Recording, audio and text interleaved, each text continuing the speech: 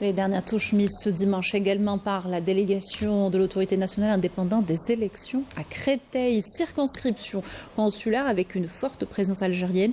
Des bureaux délocalisés ont été installés pour faciliter le vote des plus de 16 000 Algériens établis dans la région. Rafa Belfouchette.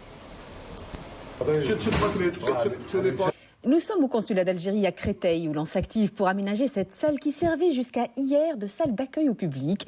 L'idée est d'y créer 3 bureaux de vote pour recevoir les plus de 16 000 électeurs inscrits dans ces bureaux. Mais l'autre mission essentielle pour le chef de poste est celle de s'assurer de la conformité des bureaux délocalisés comme celui à Vitry. Petite tournée pour vérifier en différents bureaux et différents centres que tout le matériel est bien installé et que toutes les consignes de sécurité sont respecter et veiller à ce que les collègues s'imprègnent un peu de l'endroit pour voir les accès et tout préparer pour le début du scrutin de demain matin, Inch'Allah.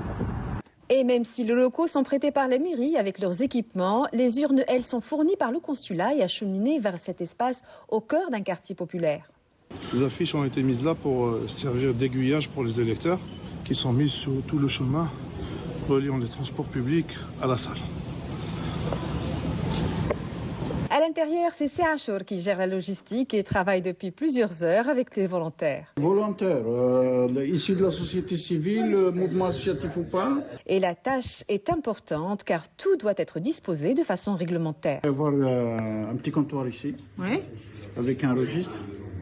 Et on indique à l'électeur quel est son bureau.